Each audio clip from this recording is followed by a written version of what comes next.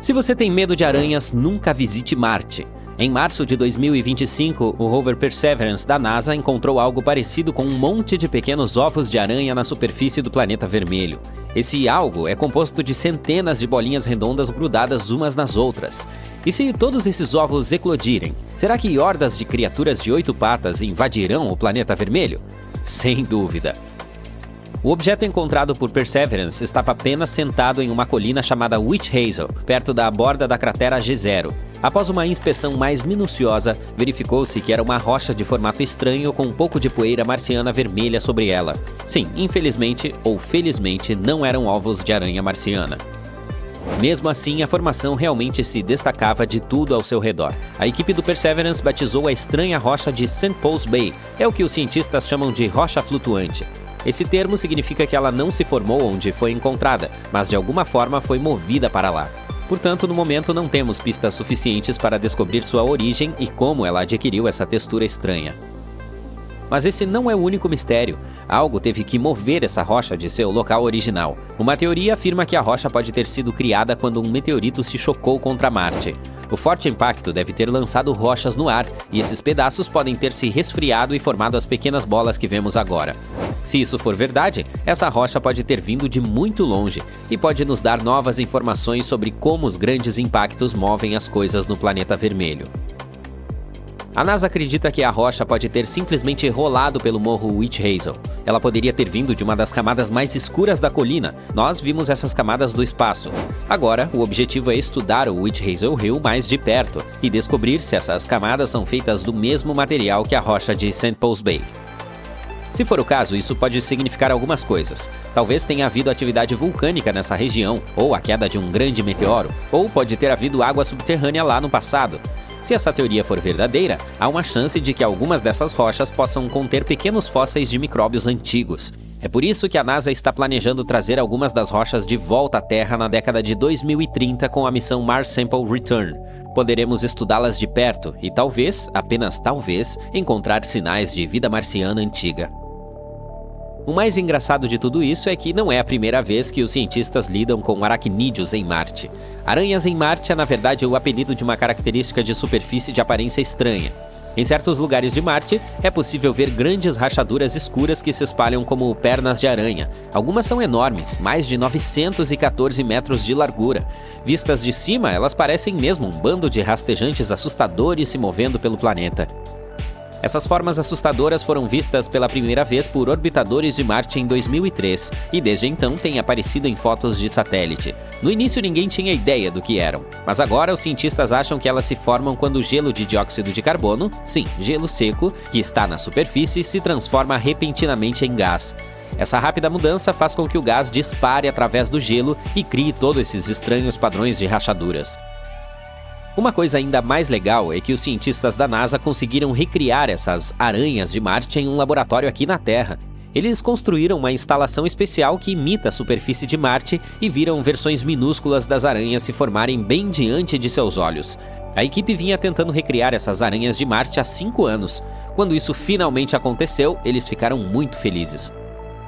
Em 2021, os cientistas conseguiram explicar como essas marcas parecidas com aranhas se formam em Marte usando algo chamado modelo de Kiefer.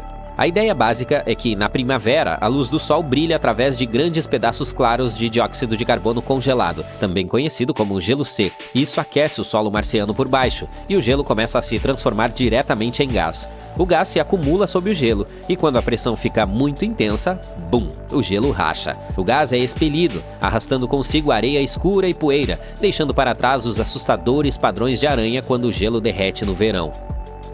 A equipe testou essa teoria usando uma grande câmara espacial apelidada de Dusty. Sim, esse é um nome real. Ela tem o tamanho aproximado de um barril e pode recriar as condições de frio congelante e pressão super baixa de Marte. Estamos falando de menos 185 graus Celsius. Os pesquisadores também colocaram solo marciano falso na câmara e o cobriram com gelo de CO2. Em seguida, eles usaram uma lâmpada sob o solo para aquecê-lo, assim como o Sol aquece Marte. Seus experimentos funcionaram e pequenas formas de aranha se formaram exatamente como no planeta vermelho. O estudo também revelou algo novo. A equipe descobriu que o gelo também se formou dentro do solo e fez com que o solo rachasse junto com o gelo. Isso pode explicar por que as pernas das aranhas são tão zigue-zagueadas em vez de retas, como seria de se esperar. Em seguida, eles querem continuar fazendo experimentos para descobrir mais sobre as aranhas marcianas. Por exemplo, por que elas só aparecem em alguns lugares de Marte e por que não estão se tornando mais comuns com o tempo. Aparentemente, o planeta vermelho está decidido a pregar peças nas pessoas da Terra. Por exemplo, em abril de 2023, o rover Curiosity da NASA fez uma pequena pausa na busca por sinais de água antiga em Marte e se deparou com algo curioso: um livro de viagem. Mais tarde, os cientistas perceberam que não se tratava realmente de um livro, mas apenas de uma rocha. Mas parece uma pequena capa dura, com uma página congelada no meio da virada. Essa pedra-livro é minúscula, medindo apenas cerca de 2,5 centímetros de largura. Portanto, talvez não contenha nenhuma história marciana antiga, mas pelo menos é do tamanho de um livro de viagem. Então, em janeiro de 2023, a Universidade do Arizona compartilhou outra imagem bizarra, uma formação rochosa em Marte que parecia o rosto de um urso de pelúcia gigante. O urso tinha 2 olhos redondos distintos, um nariz em forma de botão e uma boca virada para cima.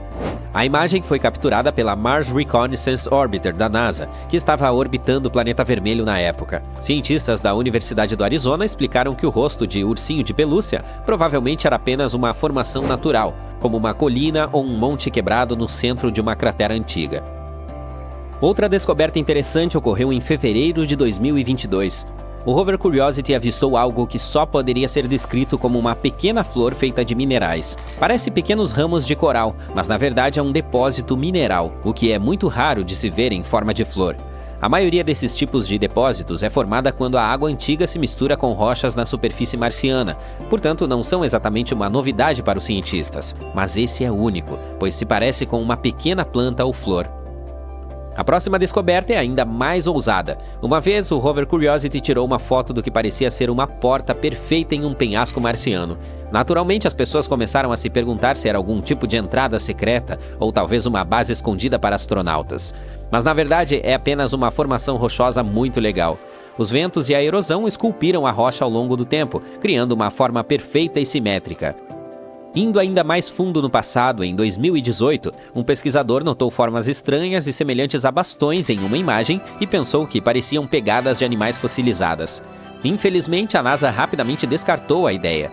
Esses rastros acabaram sendo depósitos de sal que se formaram em áreas onde a água evaporou. Também é possível encontrar algo semelhante na Terra, por exemplo, em leitos de lagos secos. Portanto, embora seja muito interessante o fato de serem mais uma prova de que Marte já teve rios e lagos, esses rastros não são evidência de vida, apenas uma formação rochosa peculiar. Agora, a próxima descoberta é absolutamente incrível. O rover Opportunity da NASA encontrou rochas redondas parecidas com mirtilos em Marte em 2004. Mas elas não são do tipo que você come com cereais. Os mirtilos que você está vendo são feitos de ferro e são a prova de que Marte costumava ter muita água. Ao longo de bilhões de anos, a água se suavizou e criou essas pequenas bolas. Os cientistas acreditam que elas se formaram quando Marte era muito mais úmido do que é agora. Os mirtilos ricos em ferro são muito importantes porque mostram que Marte poderia ter sido um lugar muito diferente há muito tempo. Observe essa região gigante em forma de rosquinha bem longe da Terra, além da órbita de Netuno. Estamos falando de uma distância de mais de 4 bilhões de quilômetros. É o cinturão de Kuiper, e algo estranho e bizarro está acontecendo lá. Os planetas anões e outros objetos pequenos que moram lá se recusam a se agrupar. Em vez disso, eles seguem órbitas específicas, o que é estranho. O motivo pode ser um planeta grande e misterioso escondido além de Plutão. Sua gravidade pode estar bagunçando as órbitas dos corpos espaciais de Kuiper. Me escute. Nosso sistema solar é composto pelo Sol e tudo o que gira em torno dele devido à forte gravidade da estrela. Isso inclui os 8 planetas principais: Mercúrio, Vênus, Terra, Marte, Júpiter, Saturno, Urano e Netuno. Há também coisas menores, como luas, asteroides e Plutão. Durante muito tempo se pensou que Plutão fosse o 9º planeta, mas quando ele foi reclassificado como um planeta anão, os cientistas começaram a procurar um novo planeta X. Será que eles têm uma queda por números ímpares ou o quê? E adivinhe só, alguns realmente acham que pode haver um planeta grande e gelado escondido muito, muito além de Netuno. Esse planeta misterioso é frequentemente chamado de Planeta 9. O planeta 9 ainda não foi visto, mas os cientistas acreditam que ele pode estar por aí porque algumas rochas espaciais minúsculas e distantes chamadas étnos se movem seguindo caminhos bizarros e confusos. Esses caminhos parecem estar agrupados e inclinados de uma forma que não acontece por acaso. Isso pode significar que há um planeta oculto puxando-as para o lugar com sua gravidade. Se o planeta 9 for real, ele pode ser de 5 a 10 vezes mais pesado do que a Terra. Ele também estaria muito longe, centenas de vezes mais distante do Sol do que a Terra. Ao longo dos anos, os cientistas estimaram diferentes distâncias para sua órbita, e a mais recente estimativa, em 2025, diz que ele poderia estar cerca de 290 vezes mais distante do Sol do que a Terra. Existem algumas ideias interessantes sobre a origem do planeta 9. Ele pode ter começado como um grande planeta que Júpiter expulsou do sistema solar interior, ou pode ter vindo de outra estrela, ou até mesmo ter vagado pelo espaço por conta própria antes de ser capturado pela gravidade do Sol. Embora os cientistas tenham se esforçado muito usando telescópios potentes, ninguém viu o planeta 9 ainda. E até agora, sua existência é apenas uma teoria. No entanto, recentemente um grupo de pesquisadores tentou algo inteligente. Eles usaram dados de duas pesquisas espaciais especiais chamadas IRAS e ACARI. Essas duas pesquisas observaram o céu em luz invisível, infravermelho distante, com cerca de 23 anos de diferença, o que é útil porque o planeta 9 deve se mover muito lentamente. A equipe se concentrou em uma lista especial da ACARI, que é melhor para encontrar objetos fracos e em movimento no espaço.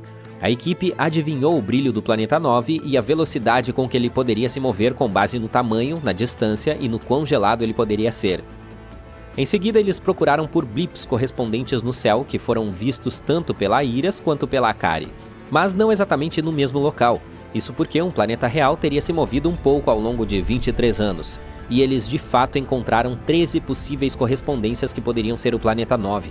Suas estimativas foram baseadas na distância que o objeto parecia estar, 500 a 700 vezes mais distante do Sol do que a Terra, e no peso que ele poderia ter, que é de 7 a 17 vezes a massa da Terra. Depois de analisar cuidadosamente todas as imagens, eles reduziram a um candidato realmente bom. As duas detecções não estavam no mesmo local em ambas as pesquisas, e a forma como apareceram no mapa da pesquisa ACARI correspondia ao que se esperaria de um objeto de movimento lento. Ele apareceu em uma data e não estava lá 6 meses antes. Mas, é claro, havia um problema. Aparentemente, os dados antigos não são bons o suficiente para descobrir o caminho exato do planeta em potencial. Portanto, a equipe quer fazer novas observações de acompanhamento usando uma câmera especial chamada DE-CAM, que é muito boa em detectar objetos fracos e em movimento. Dessa forma, eles poderão descobrir se esse candidato é realmente o planeta 9. Além disso, isso pode nos ajudar a aprender mais sobre como nosso sistema solar funciona e como ele se formou. Se o planeta 9 for descoberto, mudará totalmente a forma como entendemos nosso sistema solar. Isso poderia explicar por que algumas rochas espaciais distantes do cinturão de Kuiper têm uma inclinação estranha. A questão é que a maioria dos planetas gira em torno do Sol em um círculo mais ou menos plano, mas esses objetos distantes têm uma inclinação de cerca de 20 graus. O planeta 9 pode ser a razão disso. Em seguida, provavelmente descobriríamos por que esses objetos inclinados parecem apontar para o mesmo lado. Suas órbitas estão agrupadas em uma única direção. A gravidade de um grande planeta oculto poderia estar conduzindo-os como ovelhas. Há também alguns objetos estranhos inclinados muito distantes. Eles não fazem sentido a menos que algo grande como o planeta 9 esteja puxando-os.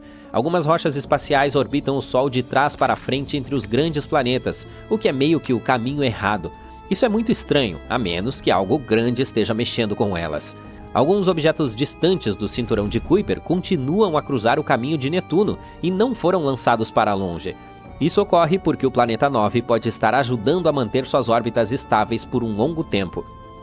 Outra coisa legal é que, se o planeta 9 existisse, ele seria uma super-terra, um tipo de planeta que vemos muito ao redor de outras estrelas, mas que ainda não temos em nosso sistema solar.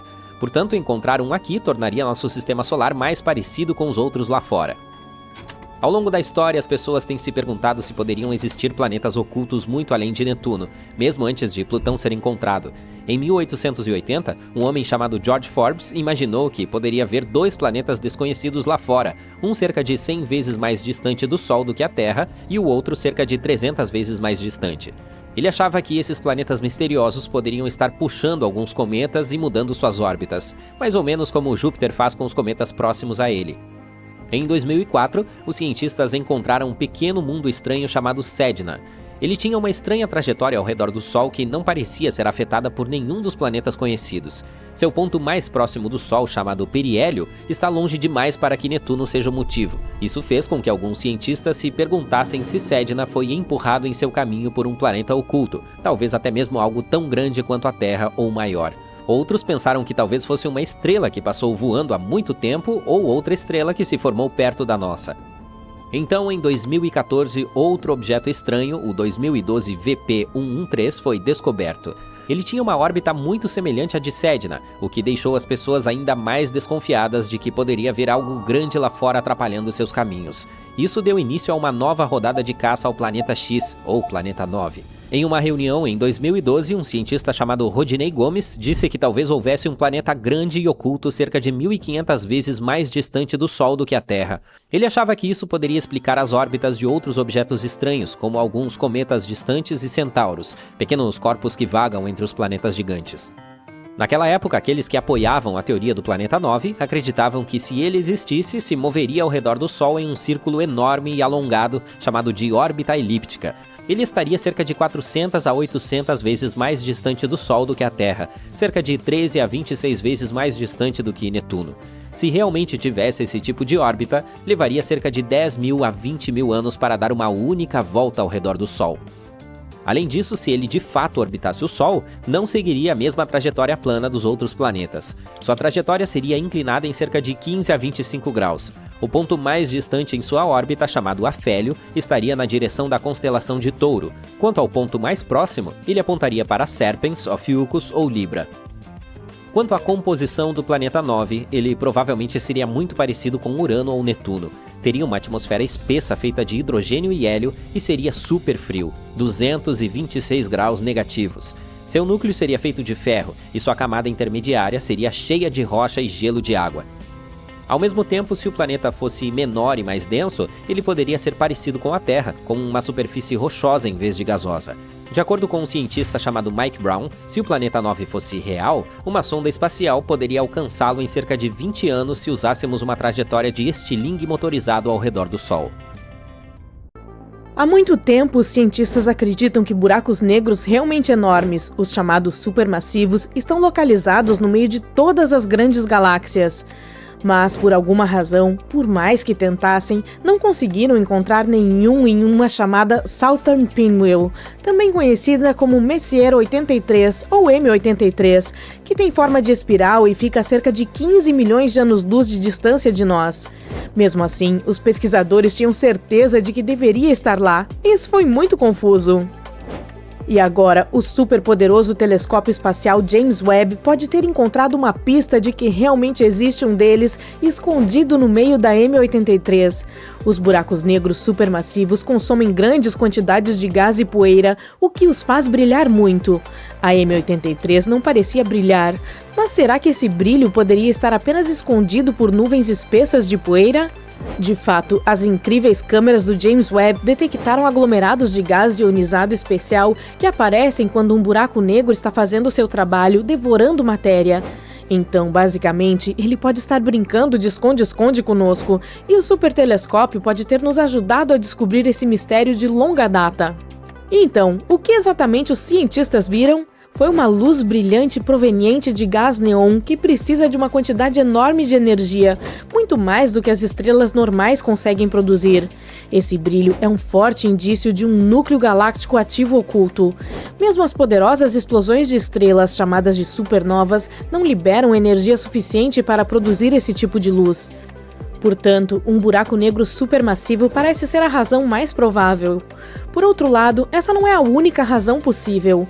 O brilho também pode vir de ondas de choque que se movem através do gás entre as estrelas, chamado de meio interestelar. Para descobrir isso, os cientistas vão dar uma olhada ainda mais de perto usando outras ferramentas espaciais poderosas, como o telescópio Hubble, o ALMA e o Very Large. Ao mesmo tempo, essa descoberta mostra como o James Webb é incrível.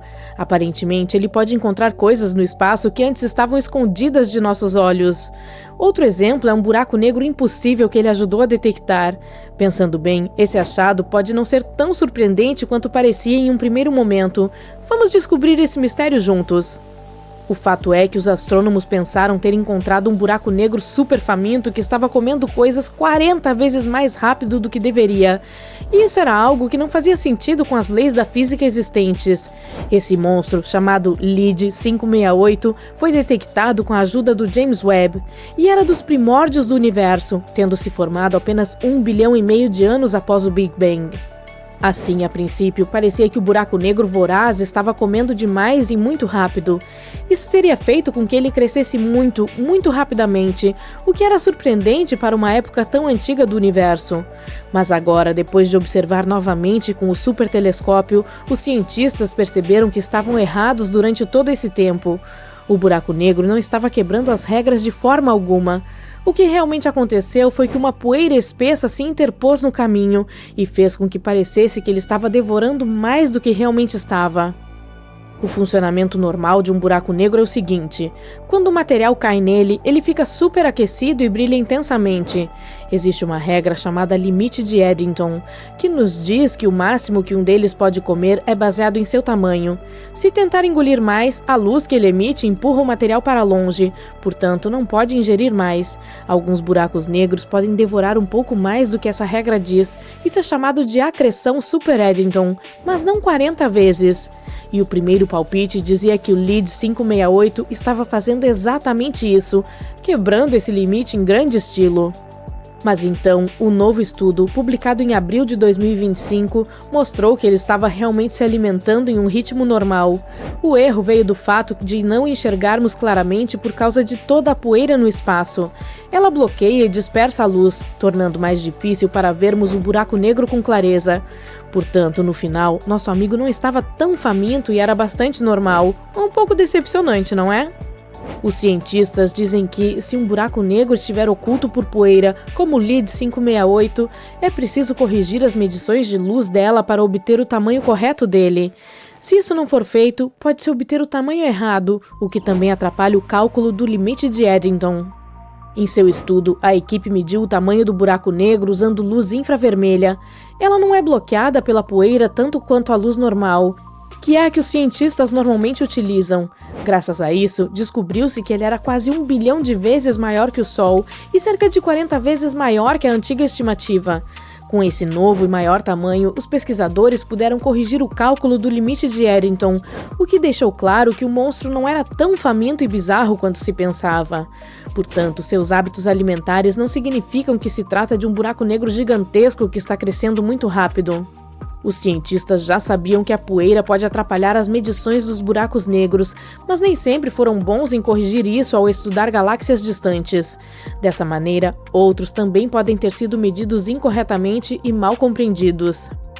A nova forma de medição da equipe pode ajudar os cientistas a aprender mais sobre esses buracos negros que estão ocultos pela poeira nas galáxias, especialmente as pequenos pontos vermelhos descobertas com o James Webb. Quando os especialistas observaram as primeiras imagens dessas partes distantes do universo, encontraram algo totalmente novo, um grupo de galáxias minúsculas e supervermelhas, por isso o nome. Há centenas delas. Esses pontos só aparecem durante um curto período da história do universo, quando ele tinha cerca de 1 bilhão de anos. E são muito confusos. Eles se parecem com duas coisas totalmente diferentes: galáxias realmente pesadas repletas de estrelas ou de tamanho modesto com um buraco negro supermassivo no meio. Mas uma coisa é certa: a típica galáxia ponto vermelho é minúscula, apenas cerca de 2% do tamanho da nossa Via Láctea, e algumas são ainda menores. Então, o que os faz brilhar?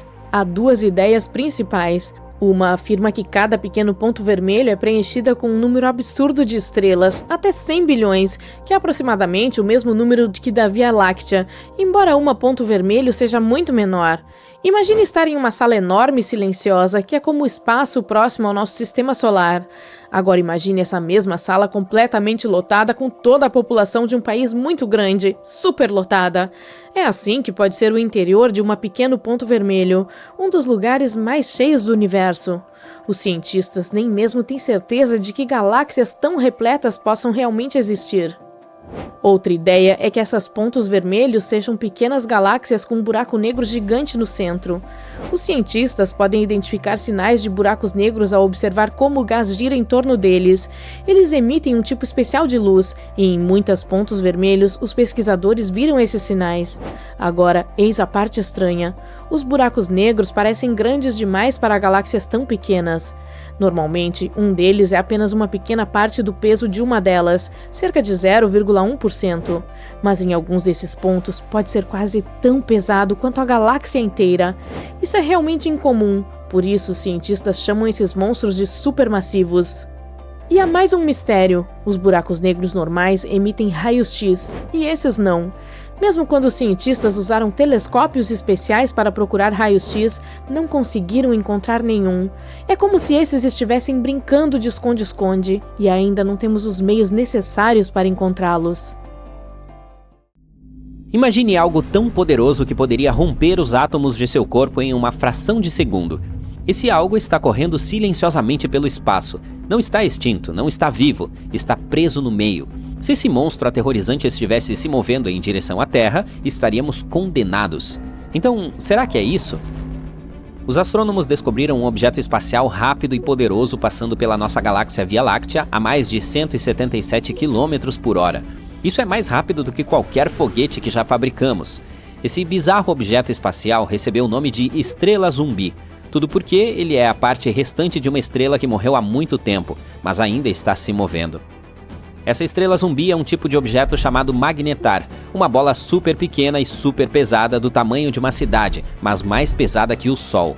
Isso a torna um dos objetos mais densos do espaço. Somente os buracos negros são mais densos. Ei, não vamos nos esquecer de mim. Os magnetares também têm um campo magnético incrivelmente forte. O do nosso zumbi é 100 trilhões de vezes mais forte do que o da Terra. Isso é tão forte que, se o magnetar chegasse perto da Terra, poderia destruir todos os cartões de crédito do planeta apenas com seu magnetismo. Apenas com seu magnetismo. E não poderíamos mais fazer compras. Além disso, se uma pessoa chegasse muito perto de um magnetar, cerca de 1000 quilômetros, ele poderia separar seus próprios átomos. E eles não poderiam mais fazer compras. Felizmente, esse magnetar está muito distante e não está se aproximando de nós. Quando foi descoberto pela primeira vez, ele estava a cerca de 15 mil anos-luz de distância da Terra. Essa é uma distância enorme, portanto você ainda não precisa se preocupar com a desconexão de seus átomos. Os astrônomos avistaram o magnetar zumbi pela primeira vez em 2008, e como apenas cerca de 30 magnetares são conhecidos em nossa galáxia, essa foi uma descoberta rara e sortuda. Os cientistas usaram telescópios espaciais como o Hubble e o Gaia para observá-lo ao longo do tempo. Foi assim que descobriram que ele estava se movendo muito mais rápido do que pensavam. Agora, os astrônomos estão tentando descobrir como essa estrela zumbi recebeu um impulso tão grande. A princípio, eles pensaram que, como a maioria dos magnetares, esse nasceu quando uma estrela gigante explodiu em uma supernova, e o núcleo remanescente se tornou uma estrela de nêutron superdensa. De acordo com a teoria deles, isso poderia ter acontecido perto de algo chamado remanescente de supernova HB9. Isso faria sentido, pois a maioria dos magnetares é criada dessa forma. Porém, quando rastrearam seu movimento, descobriram que a estrela zumbi estava se movendo muito rápido e indo na direção errada para ter vindo da HB9. Eles rastrearam sua trajetória por milhares de anos no passado e ainda não conseguiram encontrar nenhuma estrela em explosão ou aglomerado de estrelas de onde ela poderia ter vindo. Isso significa que os cientistas agora têm mais um mistério em suas mãos: de onde veio essa estrela zumbi e como ela foi criada. Uma explicação é que ela veio de uma anã branca, que é o núcleo que sobra de uma estrela menor como o nosso Sol, depois que ela fica sem combustível. Normalmente, quando as anãs brancas explodem, são completamente destruídas, mas em situações raras, em vez de explodir, uma anã branca pode entrar em colapso e se transformar em uma estrela de nêutrons. Essa estrela de nêutrons pode então se tornar um magnetar.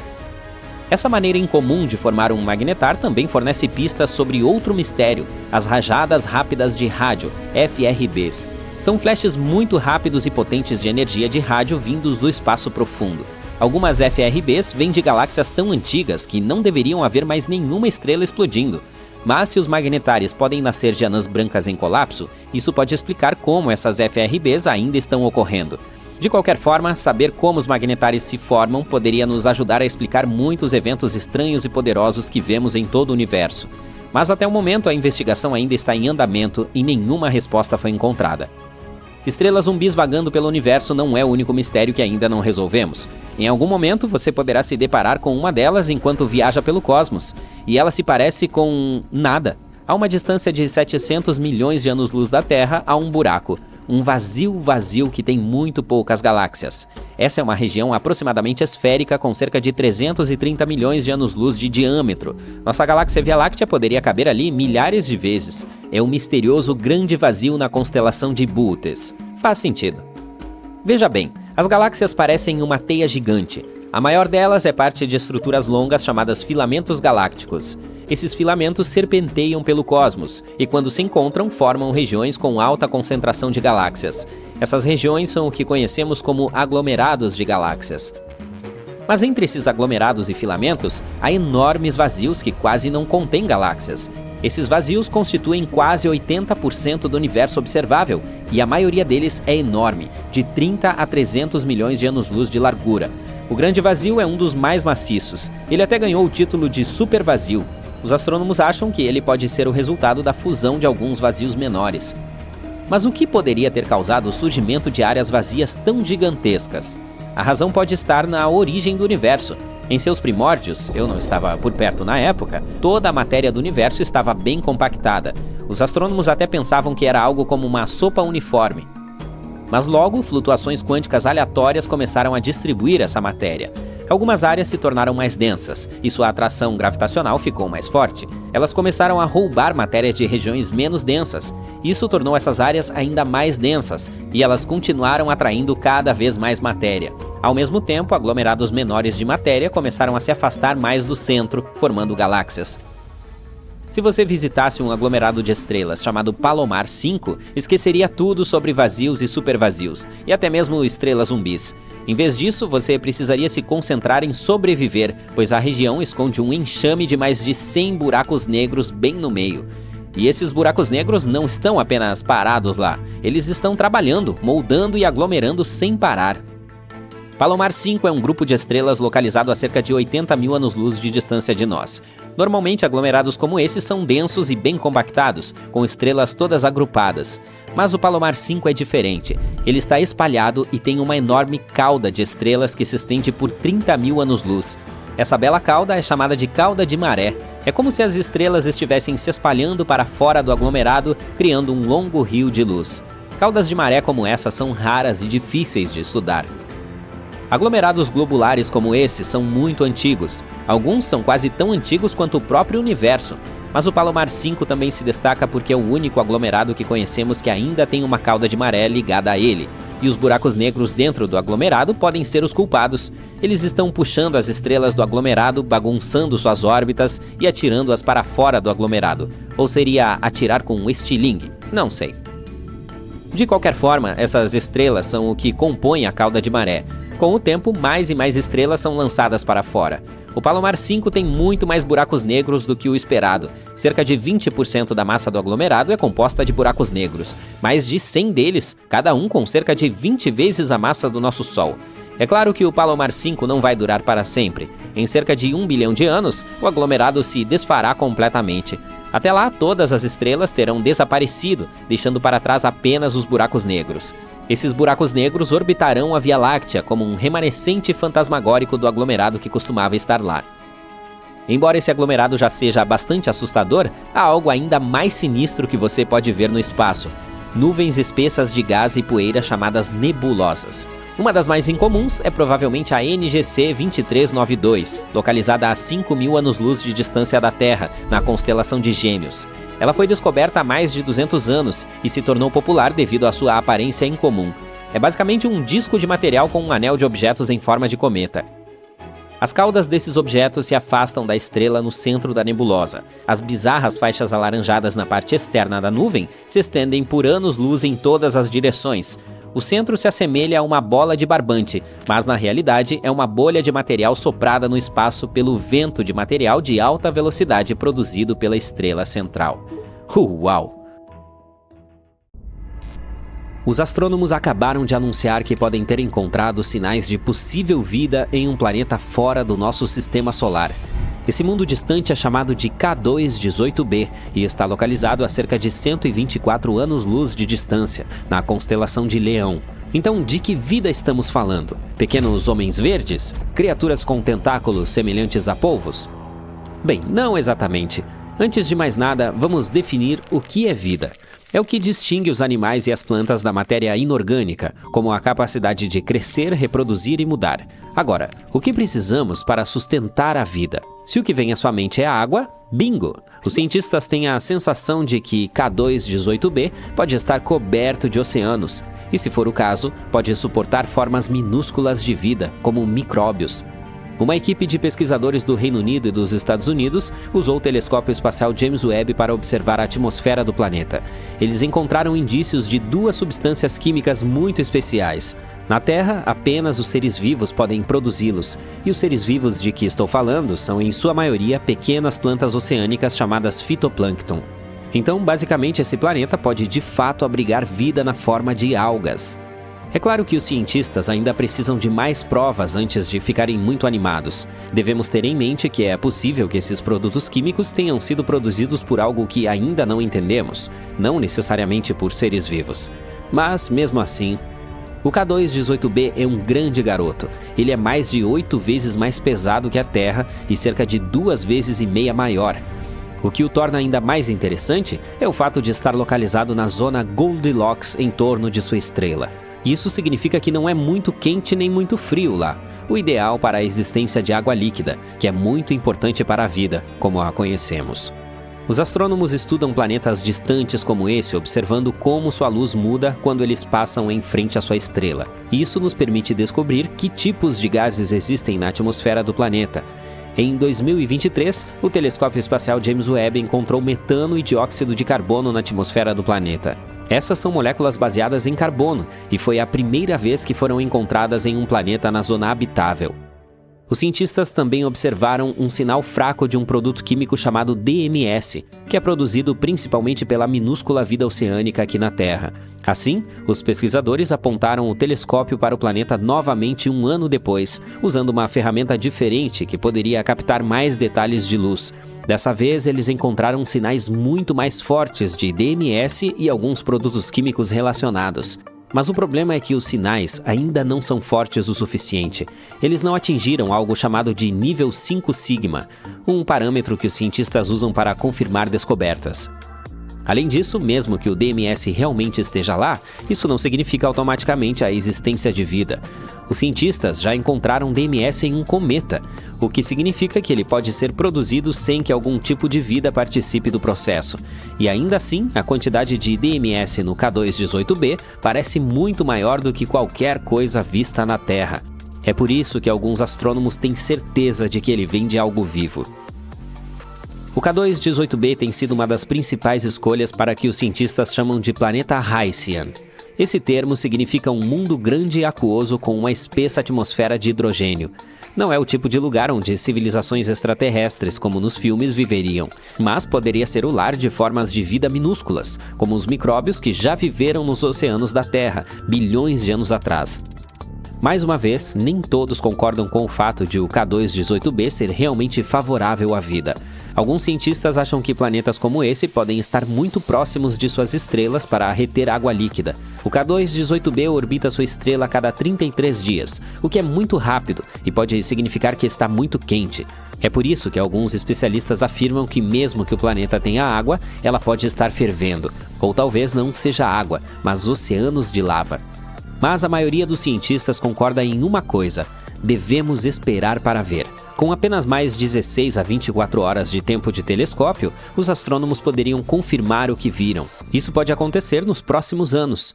E mesmo que se descubra que o K2-18b não é o mundo que estamos procurando, ainda estamos chegando perto. Com telescópios potentes como o James Webb e outros que virão no futuro, talvez possamos responder se estamos ou não sozinhos no universo. Ao mesmo tempo, alguns lugares em nosso próprio sistema solar, como Marte, Vênus ou a Lua de Saturno ou Encelados, podem ter uma chance melhor de abrigar vida. Ou poderíamos continuar explorando outros mundos promissores, como o Próxima Centauri b, que é o exoplaneta mais próximo que conhecemos. Ele está a apenas 4,5 anos-luz de distância de nós e orbita uma pequena estrela chamada Próxima Centauri, bem na zona habitável. Esse planeta é um pouco maior que a Terra, o que o torna uma super-terra. É assim que chamamos os exoplanetas maiores que os nossos, mas muito menores que os gigantes gasosos como Netuno ou Júpiter. Próxima Centauri B é um mundo que se move rapidamente. Ele precisa de apenas 11 dias para dar uma volta completa em torno de sua estrela. Os cientistas acreditam que Próxima Centauri B pode ter uma superfície rochosa, o que é um bom sinal para a possibilidade de vida. Por outro lado, sua estrela o inunda com uma grande quantidade de radiação ultravioleta. Isso pode já ter destruído a atmosfera do planeta, se é que havia alguma. Portanto, há um grande ponto de interrogação quando se trata de habitabilidade desse mundo. Depois temos o TRAPPIST-1e, outro promissor planeta semelhante à Terra. Ele é um dos 7 planetas rochosos que orbitam uma estrela pequena e fria chamada TRAPPIST-1, a cerca de 39 anos-luz de distância. Descoberto em 2017, ele pode ser um dos lugares mais promissores para se procurar vida além da Terra. Esse planeta é, na verdade, um pouco menor que a Terra, com uma massa de cerca de 1/2 da massa do nosso planeta. Ele completa uma órbita ao redor de sua estrela em apenas 6,1 dias, o que é muito rápido em comparação com os 365 dias da Terra. O tamanho e a densidade do planeta sugerem que ele tem uma superfície rochosa, e esse é outro fator fundamental quando falamos de habitabilidade. Embora o TRAPPIST-1e esteja muito próximo de sua estrela, a estrela é bastante fraca e fria, portanto o planeta ainda pode ter um clima estável, semelhante ao da Terra. Alguns cientistas até acham que ele poderia ter mais água do que a Terra. Vamos passar para o Kepler 186f, localizado a cerca de 500 anos-luz de distância. Esse foi o primeiro planeta do tamanho da Terra encontrado na zona habitável de outra estrela. Ele orbita uma anã vermelha, que tem uma combustão mais fria e vive muito mais tempo do que o nosso Sol. Isso significa que o Kepler 186f poderia ter condições estáveis por bilhões de anos, dando à vida tempo suficiente para possivelmente se formar e evoluir. O planeta recebe apenas cerca de 1/3 da luz solar que a Terra recebe, portanto, provavelmente seria mais frio, mas ainda quente o suficiente para evitar que a água congele. Ele também parece ser um planeta rochoso, assim como a Terra, o que aumenta suas chances de abrigar vida. Que tal visitar o LHS 1140b, a cerca de 40 anos-luz de distância? Esse planeta tem cerca de 5,6 vezes a massa da Terra. Os cientistas acreditam que ele seja rochoso e possivelmente tenha uma atmosfera espessa, o que é muito importante. Uma atmosfera como essa pode reter o calor, manter as temperaturas estáveis e proteger a água de escapar para o espaço. Esse mundo orbita uma estrela anã vermelha silenciosa, portanto não é constantemente atingido por explosões nocivas como acontece com outros exoplanetas. Alguns estudos até sugerem que o LHS 1140b poderia ser um mundo oceânico com muita água. Portanto, esse é um dos planetas mais interessantes que encontramos em nossa vizinhança. E finalmente temos o Gliese 12b. Os astrônomos o chamam de Exovênus. Ele está localizado a 40 anos-luz de distância da Terra. Esse mundo tem aproximadamente o tamanho de Vênus e orbita uma estrela anã vermelha fria. Ele precisa de pouco menos de 13 dias para completar uma órbita. A temperatura no planeta é de cerca de 42 graus Celsius, o que é bastante quente, mas ainda assim adequado para a vida. O que torna o Gliese 12b tão interessante é que ele pode nos ajudar a entender como os planetas do tamanho da Terra ao redor de estrelas frias mantêm suas atmosferas. Isso é importante porque uma atmosfera é crucial para coisas como água líquida e proteção da vida contra a radiação nociva. De acordo com alguns pesquisadores, o Gliese 12b é uma das melhores chances que temos de descobrir se planetas como esse podem permanecer habitáveis. É provável que encontremos vida além da Terra por volta de 2035, e não há necessidade de viajar para uma galáxia muito distante. Nossa Via Láctea está repleta de ambientes totalmente adequados. Mas não se empolgue demais, estamos falando de micróbios ou marcadores químicos, não de humanoides verdes como os que vemos em Hollywood. Mesmo assim, quando finalmente encontrarmos vestígios de vida, isso mudará a forma como vemos nosso lugar no universo. O telescópio espacial Kepler da NASA descobriu algo incrível. Quase todas as estrelas têm planetas, e muitos desses planetas podem ser habitáveis. Planetas rochosos como a Terra e Marte são ainda mais comuns em nossa galáxia do que gigantes gasosos como Saturno e Júpiter. Além disso, já sabemos que a nossa galáxia é muito rica em água. Há água nas nuvens interestelares onde as estrelas e os planetas se formam, nos discos de detritos ao redor de outras estrelas, nos cometas e em todos os lugares.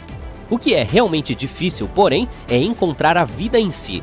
Idealmente, para finalmente encontrá-la, precisamos aterrissar em cada um dos planetas existentes e literalmente verificar sob cada rocha.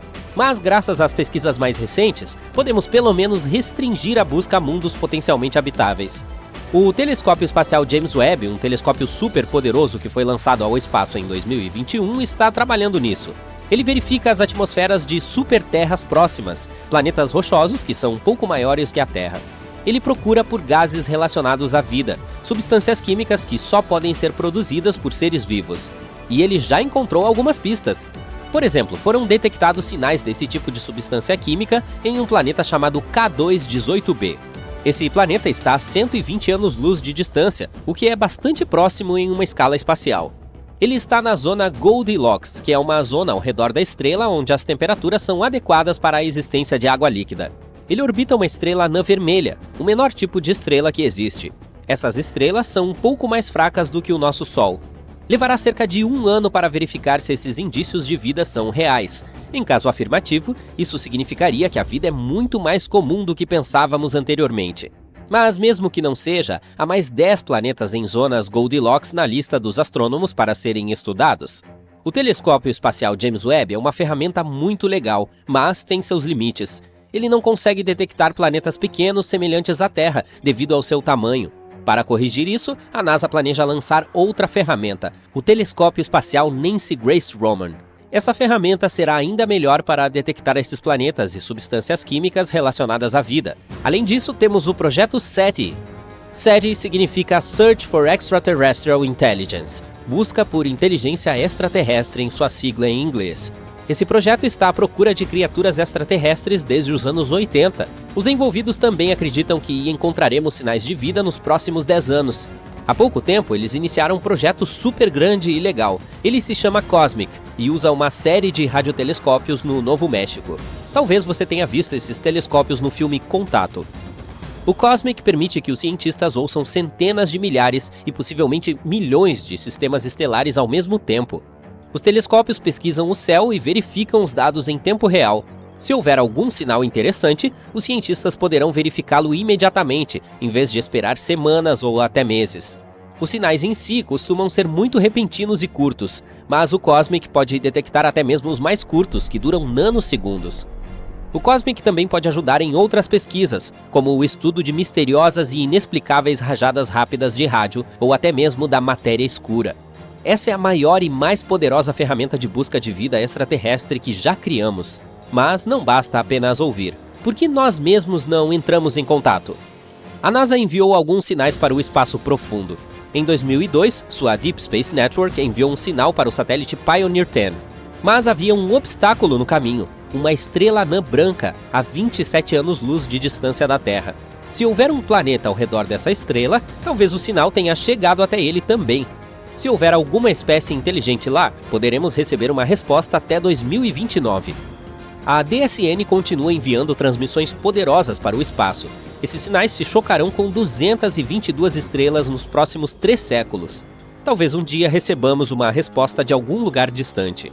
Mas por que ainda não recebemos uma resposta? Há aproximadamente 200 bilhões de galáxias no universo, cada uma com cerca de 100 bilhões de estrelas.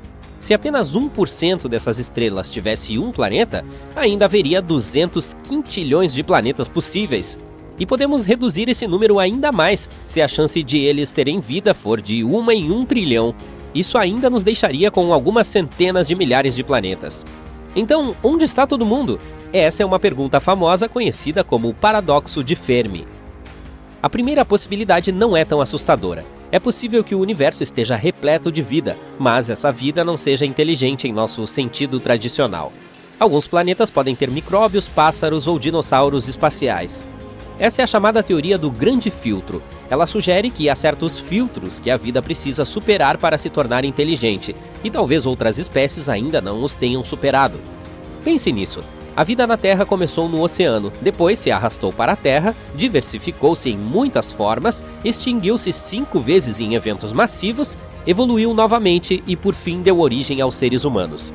Construímos sociedades, desenvolvemos cuidados com a saúde e só então começamos a procurar por outras vidas. Há outra ideia chamada de hipótese do gargalo de Gaia, que sugere basicamente a mesma coisa. Embora possa não ser muito difícil para a vida básica começar, é incrivelmente difícil para essa vida sobreviver e prosperar por longos períodos. Vênus também poderia ter tido oceanos e condições semelhantes às da Terra, mas algo deu errado. Seus oceanos evaporaram devido a um efeito estufa descontrolado. Agora ele é estéril. Marte também já teve água líquida em sua superfície, e tanto a Lua quanto o Mercúrio tiveram atmosferas espessas por um curto período. Enquanto isso, a Terra tem tido água líquida em sua superfície durante quase toda a sua existência. É muito raro e notável que um planeta mantenha temperaturas de 0 a 100 graus Celsius por milhões de anos. Portanto, talvez seja um erro procurar por vida inteligente, especialmente uma que use a mesma tecnologia que nós. Afinal, ela evoluiu em condições completamente diferentes. É aí também que entra a chamada equação de Drake. É uma fórmula que nos dá a chance de calcular o potencial de a vida se tornar inteligente em um planeta. Para calcular o resultado, precisamos conhecer diversas variáveis. Quantas estrelas existem, quantas delas têm planetas, a chance de esses planetas terem vida e assim por diante.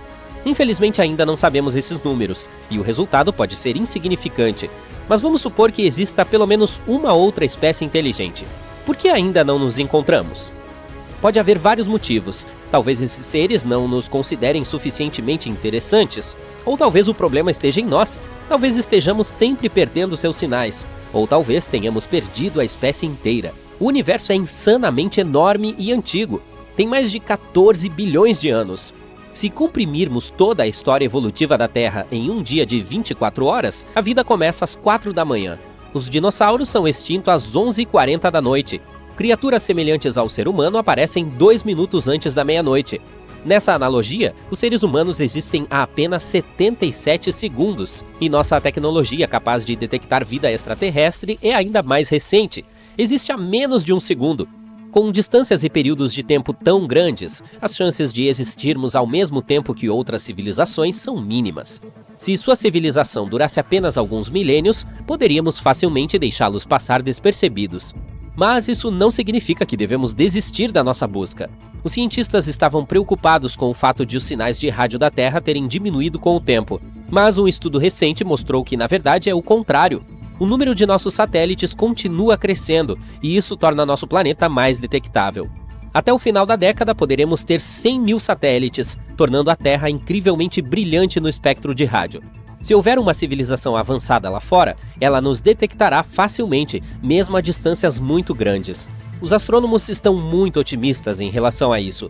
Há uma grande chance de que se encontrem criaturas extraterrestres enquanto você e eu estivermos por aqui. Você está olhando para o céu noturno. Uau! Durante grande parte da nossa história, procuramos vida nas estrelas e nos planetas próximos a elas. Mas o espaço também tem olhos. E tem alguém, em algum lugar, olhando para nós. Talvez.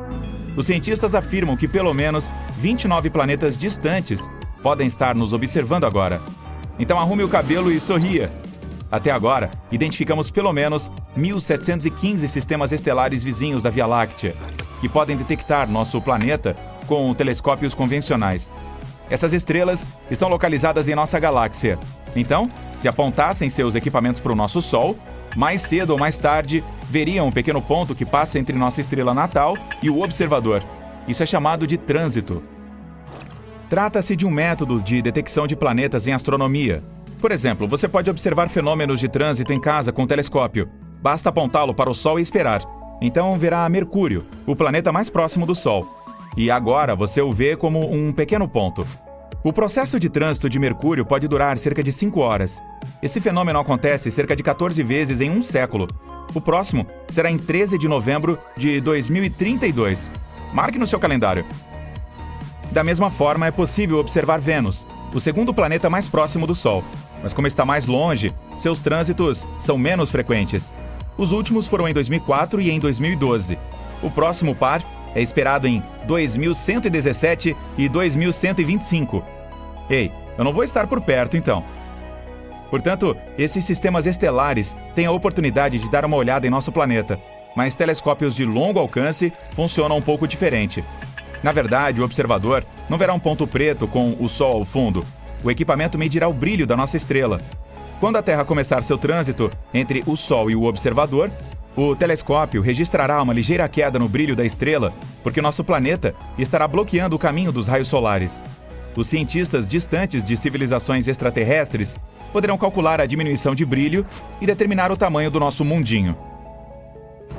Mas nem todos os mais de 1.700 sistemas estelares podem ter vida extraterrestre. Os cientistas reduziram a possibilidade a 29 deles, próximos de algumas dessas estrelas. Eles são potencialmente habitáveis, ou seja, semelhantes à Terra em tamanho, e estão dentro da zona habitável de sua estrela hospedeira. Isso significa que não estão muito perto dela, o que não é muito quente para uma vida em potencial. A água não evapora lá como em uma panela fervente, e eles também não estão muito longe, o que quer dizer que não é muito frio e a água não congela em espessas camadas de gelo. E como ela é a base da vida, podemos assumir que a vida pode existir neles.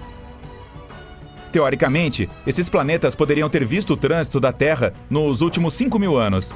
Então, enquanto estávamos construindo as pirâmides de Gizé ou Stonehenge, uma civilização extraterrestre poderia estar nos observando.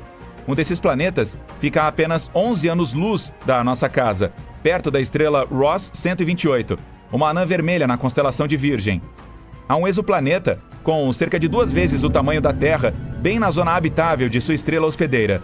Teoricamente, os habitantes de lá podem nos ver transitando pelo Sol regularmente por 2.000 anos. Mas há cerca de 900, o planeta perdeu sua posição e não pode mais continuar a sua observação. O outro, de onde a Terra pode ser vista em trânsito, fica a 12 anos-luz e meio de distância, perto da estrela chamada Teegarden. A janela para nos ver se abrirá lá em cerca de 29 anos. Estamos apostando muito no sistema de estrelas TRAPPIST-1, que hospeda pelo menos 7 exoplanetas, quase como o nosso sistema solar. E 4 deles estão na zona habitável da estrela. Mas eles terão que esperar 16 séculos para poder começar a nos observar. No entanto, podemos tentar fazer contato com esses planetas agora. Eles estão todos perto o suficiente de nós para captar nossos sinais de rádio. As ondas podem viajar pelo espaço à velocidade da luz, e a Terra emite sinais de rádio continuamente desde 1895. Então, somos como vizinhos barulhentos no espectro de rádio. Se houvesse um planeta em algum lugar, com uma civilização inteligente, a uma distância de até 125 anos-luz de nós, nosso ruído radiofônico já teria chegado lá. Um dos problemas é que levaria aproximadamente o mesmo tempo para obter uma resposta. O outro é se uma civilização usar o rádio por um período relativamente curto. Mas agora na Terra, temos Bluetooth e fibra ótica como opções. Exceto, talvez, por relatórios de trânsito. E com o tempo, todo o ruído de rádio que criamos simplesmente desaparecerá. Além disso, a comunicação por rádio assume que uma civilização extraterrestre é avançada o suficiente para usar essa tecnologia. Mas quem sabe, talvez, existam formas de vida no espaço que sejam realmente diferentes das nossas. Nossos sinais já poderiam ter chegado, mas seus habitantes simplesmente não seriam capazes de recebê-los. E no momento em que eles constroem antenas para receber o sinal, não as emitiremos mais. Mas não perdemos a esperança, e até enviamos sinais de rádio criptografados para o espaço para nos comunicarmos com civilizações extraterrestres. Em 1974, remetemos a mensagem de Arecibo para o espaço interestelar. Se alguma civilização puder decifrá-la, terá um retângulo como este. Ele tem todas as informações sobre a humanidade. No topo está o nosso sistema de números, então os números atômicos e o nosso DNA, retratado abaixo. Aí vem um ser humano, é claro, mas abaixo um diagrama do nosso sistema solar. A Terra, o terceiro planeta a partir do Sol, é ligeiramente elevada. É assim que a civilização extraterrestre entenderá de qual planeta essa mensagem veio. Na sequência, está um diagrama do próprio radiotelescópio Arecibo. Outra opção de como entregar uma mensagem para um planeta distante é literalmente mandar uma carta. Pode ser uma sonda espacial, e já fizemos isso. Estas são as Voyagers 1 e 2, lançadas em 1977 e ainda em operação. Em 2012, a Voyager 1 se tornou o primeiro objeto feito pelo homem no espaço interestelar. Ela viaja para estrelas distantes e carrega uma mensagem escrita em um disco de ouro. Esse objeto contém saudações em 55 idiomas da Terra, além de muita música de diferentes partes daqui, sons diferentes como o ruído do oceano, vozes humanas e de animais. Além disso, há 116 imagens no registro, incluindo de pessoas e de paisagens da Terra. também há informações sobre o Sol e nosso DNA. A caixa do disco contém instruções e uma agulha para reproduzi-lo. Ainda há um mapa dos pulsares da nossa galáxia para que astrônomos de uma civilização extraterrestre possam encontrar nosso sistema solar. A principal desvantagem de enviar uma mensagem dessa maneira é o tempo. A Voyager 1 chegará à sua primeira parada, a estrela Gliese 445, em 40 mil anos. A Voyager 2 alcançará a Ross 248 em 42 mil anos. E em cerca de 296 mil anos, passará por Sirius, a estrela mais brilhante do céu noturno. Mal posso esperar. Além disso, uma civilização extraterrestre pode nos detectar com cálculos e fórmulas. Basta uma pequena observação do Sol. Em sistemas estelares com planetas, a estrela hospedeira não fica parada. Ela gira em torno de uma pequena órbita, porque a estrela pesada atrai o planeta, mas este também tem sua própria gravidade e resiste. Isso a desloca um pouco e faz com que ela orbite ao redor. Uma civilização extraterrestre pode calcular essa mudança do Sol e determinar a massa dos planetas perto da estrela. Usando este método, os astrônomos conseguiram encontrar 548 exoplanetas. Suponha que tenhamos feito contato com uma civilização extraterrestre perto da estrela mais perto de nós, Próxima Centauri. De fato, há um exoplaneta lá, mas a radiação da hospedeira destruiria quaisquer formas de vida. Mas imagine se ainda tivermos um sinal de retorno. Seria a conversa mais lenta da história, porque nossa mensagem levaria 4,2 anos para chegar ao planeta. E teríamos que esperar outros 4,2 anos para obter uma resposta. E assim combinamos o encontro. Essa civilização não sabe como voar para o espaço. Então, temos que dar o primeiro passo. Embora a Próxima Centauri seja a estrela que fica mais perto do Sistema Solar, leva cerca de 73 mil anos para viajar para lá com o foguete convencional. Então, temos que aprender a nos deslocar à velocidade da luz. Mesmo assim, demoraria 4,2 anos para chegar. Imaginem se encontrássemos vida extraterrestre do outro lado da Via Láctea. Nossa galáxia tem 100 mil anos-luz de largura. Portanto, a jornada de ponta a ponta levaria 100 milênios. Então, temos que enganar as leis da física ou transferir toda a civilização humana para uma nave espacial gigante que viajará de estrela em estrela por milhares de anos. E quando for lançada da Terra, apenas os netos dos netos dos netos e várias gerações a mais de netos da primeira tripulação poderão ver outro sistema estelar da escotilha dessa nave. Ei, pode mover sua cabeça? Estou tentando ver através da janela. Você decola da Terra e estaciona sua espaçonave em algum lugar perto da Lua. Você está agora a quase 380 mil quilômetros de distância do seu planeta natal. Isso é quase 100 vezes o Brasil de ponta a ponta. Agora, você retira um martelo gigante e um cinzel enorme usando os braços robóticos da sua nave espacial. Você coloca o cinzel no polo norte da Terra e golpeia a cabeça dele com o martelo. A Terra se abre como uma casca de ovo e você vê outro planeta. Se chama Theia e ele está se escondendo dentro do nosso planeta como uma gema em um ovo. Você precisaria voltar no tempo 4,5 bilhões de anos para descobrir como isso aconteceu. Essa bela nebulosa logo se tornará nosso sistema solar. Poeira colorida e vários detritos espaciais estão lentamente se aproximando do centro comum. Logo esse quebra-cabeça de entulho fica muito pesado e denso. A temperatura dentro do gigante está aumentando. Em seguida, fica tão alta que desencadeia uma reação nuclear em cadeia. Mais outro segundo e... Bam! Acontece uma explosão tão poderosa que as ondas de choque viajam para longe no espaço escuro. E o clarão ofuscante dessa explosão pode ser visto do outro lado da Via Láctea. Quando a poeira baixa um pouco, você consegue ver que uma luz ainda está brilhando bem no centro da explosão. Essa estrela recém-nascida é o Sol. Ele pesa tanto quanto 333 mil terras. Se o Sol fosse um balde, você precisaria de 1,3 milhão de planetas do tamanho da Terra para preenchê-lo. Você está interessado em um pequeno objeto ali, a 150 milhões de quilômetros de distância do Sol. Esse monte de rochas e lava quente é a Terra. No momento, o planeta está ocupado formando seu núcleo, enquanto os oceanos de lava estão gradualmente esfriando. Mas algumas dezenas de milhões de anos após o nascimento do Sol, você percebe um estranho objeto voando em direção à Terra. É Theia. Esse pequeno planeta nasceu quase ao mesmo tempo que a Terra, e agora ele está seguindo uma louca trajetória espiral em uma velocidade enorme. Os cientistas acreditam que Theia era uma espécie de bola com a qual Júpiter e Vênus jogavam. Vênus estava puxando Theia em uma direção, e então o irmão mais velho, Júpiter, o puxava de volta. Mas o Sol representa 99,8% da massa de todo o Sistema Solar. É por isso que a estrela estabelece suas próprias regras. Isso faz Theia se mover quase na mesma órbita terrestre.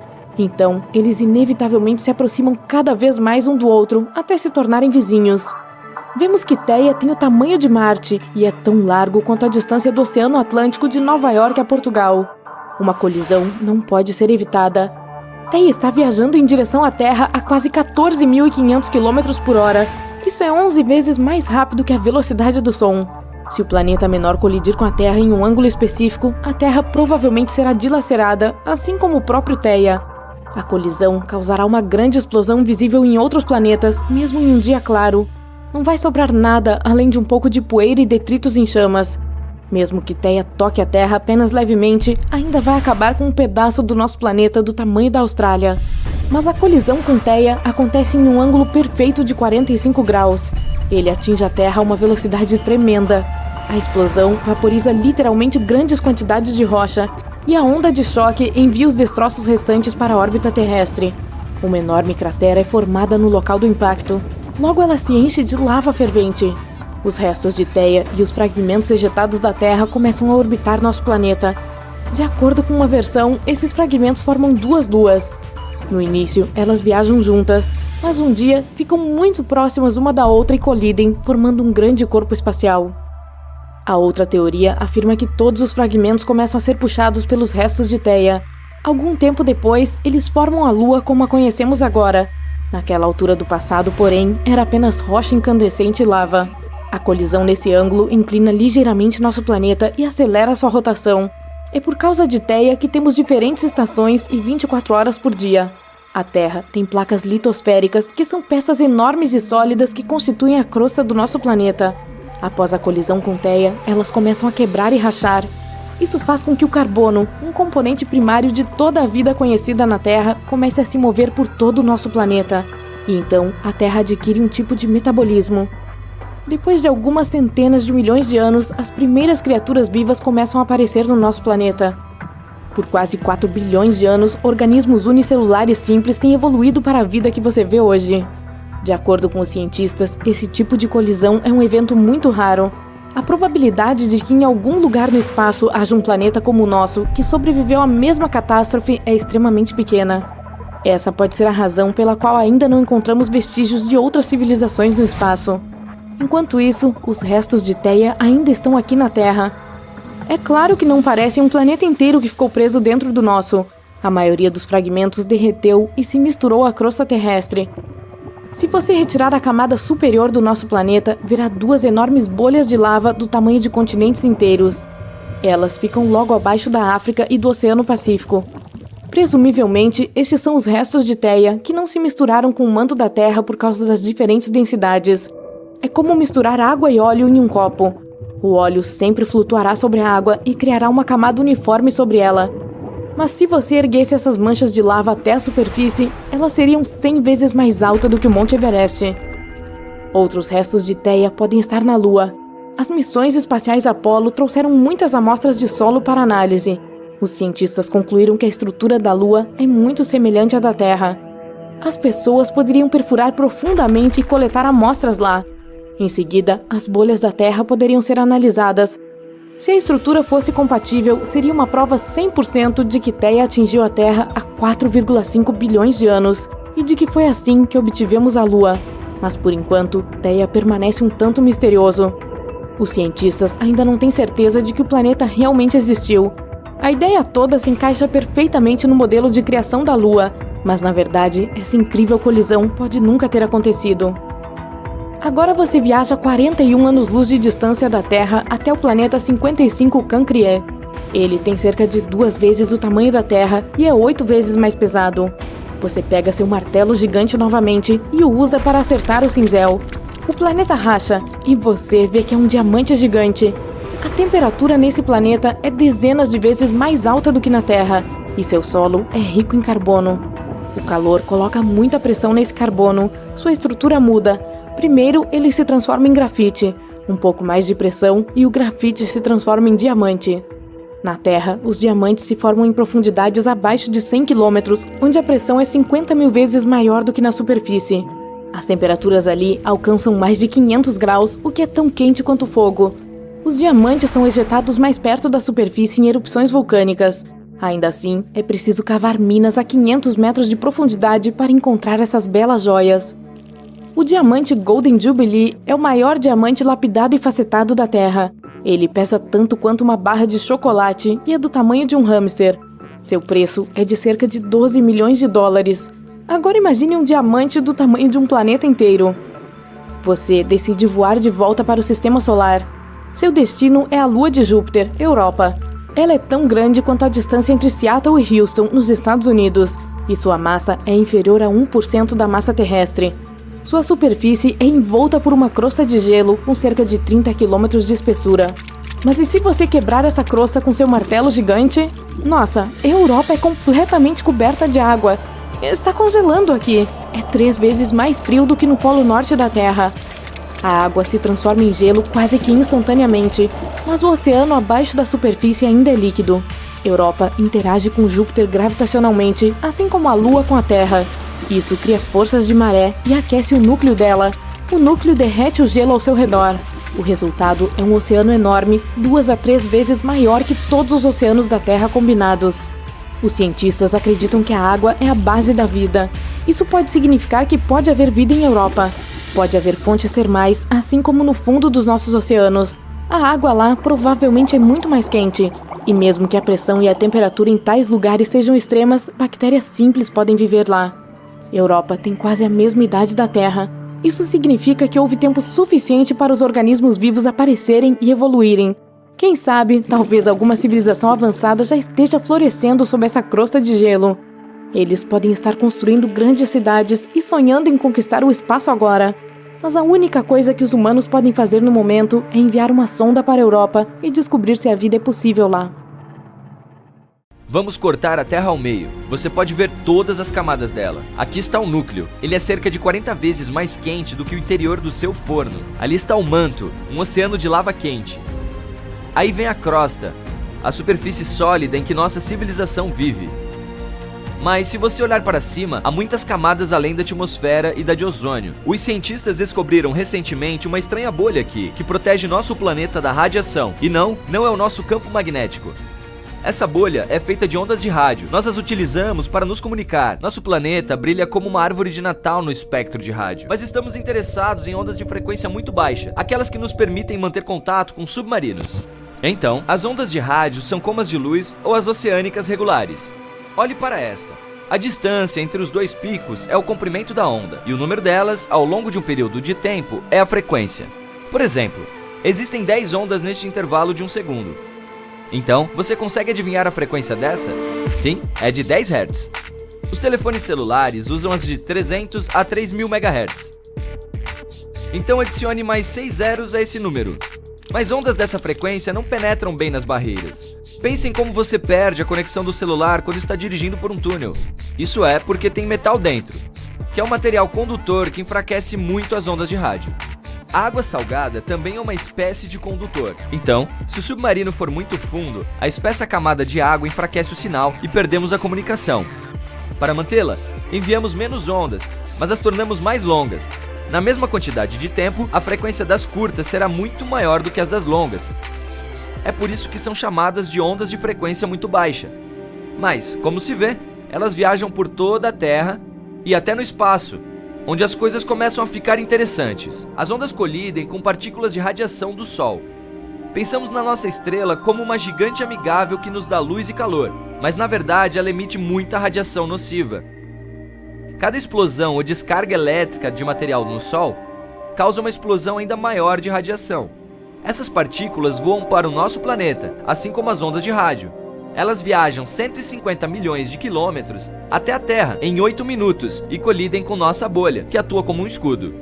Basicamente, as partículas de radiação solar se acumulam nos cinturões de radiação ao redor da Terra. O campo magnético do nosso planeta as prende, e uma bolha recentemente descoberta de ondas de frequência muito baixa fica logo abaixo desse cinturão de radiação. Isso nos ajuda a repelir algumas das emissões nocivas. A análise dos estudos antigos confirmou que os cinturões de radiação costumavam ser muito mais baixos e mais próximos da Terra. Mas quando nossa civilização começou a usar o rádio ativamente, nossas ondas elevaram esse cinturão mais para o alto. Ninguém esperava tal efeito.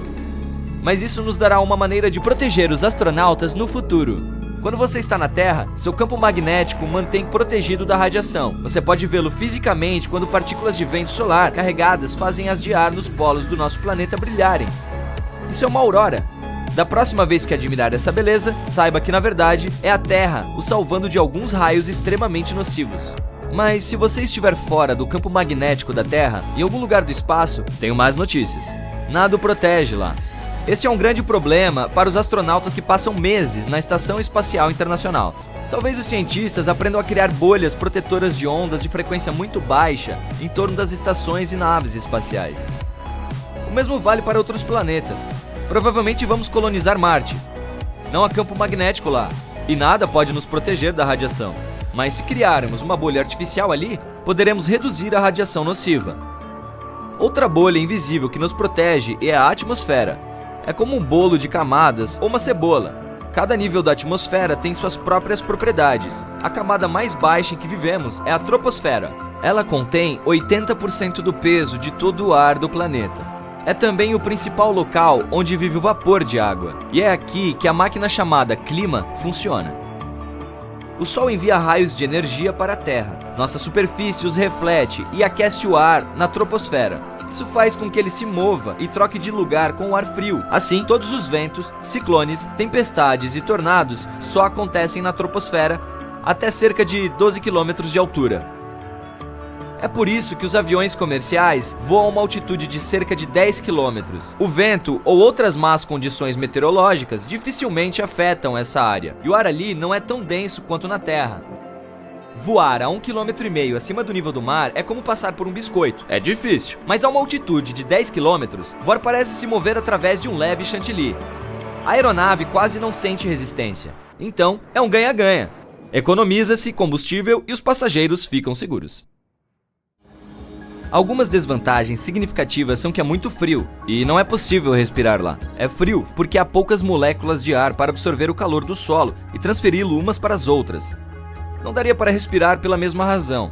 É por isso que os aviões são equipados com máscaras de oxigênio, por precaução. Vamos dar uma olhada aqui. Esta é a estratosfera, ainda menos moléculas de ar no local, onde as sondas meteorológicas voam. Elas são como pequenos balões com computadores usados para prever o tempo. Essa parte da atmosfera também contém a conhecida camada de ozônio, nosso escudo contra a radiação ultravioleta nociva. O ozônio é quase o mesmo que o oxigênio, exceto que há 3 átomos nele. Quando os raios ultravioleta nocivos entram na nossa atmosfera, colidem com a molécula de O3.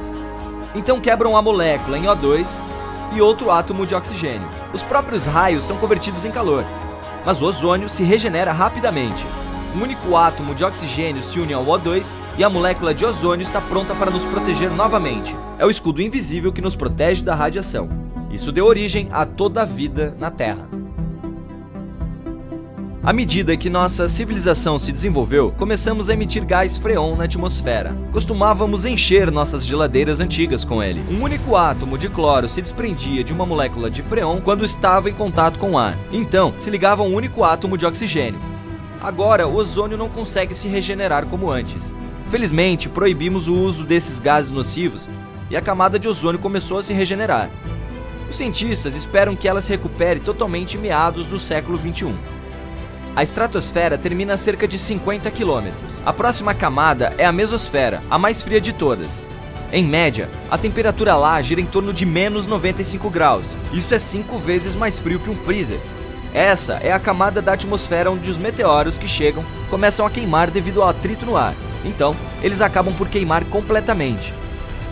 O ar aqui é muito rarefeito para aviões ou balões voarem, mas ainda é muito denso para satélites. Portanto, essa camada da atmosfera não é bem estudada.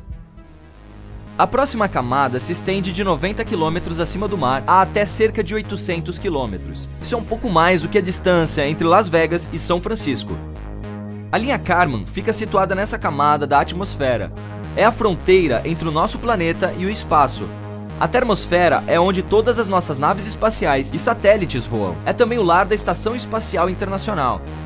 A temperatura sobe extremamente e o ar é cerca de 10 vezes mais quente do que o calor de um forno. E é tudo devido à atividade solar, mas nunca conseguiríamos sentir esse calor. As moléculas de ar que o carregam aqui são tão pequenas que literalmente flutuaríamos entre elas. Imagine uma piscina gigante com apenas 3 gotas de água. Essa é a termosfera. E a camada mais alta da nossa atmosfera é a exosfera, a mais larga da nossa bolha de ar. Os cientistas acreditam que seus limites estão a meio caminho da Lua, a cerca de 190 mil quilômetros. Esse é o ponto onde a pressão da radiação solar começa a exceder a gravidade da Terra.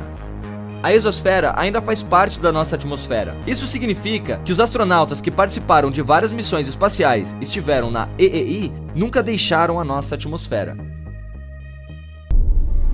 2022 e 2023 têm sido anos marcantes para descobrir mundos novos e fascinantes. No ano passado, a NASA ultrapassou 5.000 exoplanetas confirmados. A lista é incrivelmente diversificada. Ela inclui superterras rochosas, gigantes de gás como Júpiter, gigantes de gelo como Netuno e assim por diante.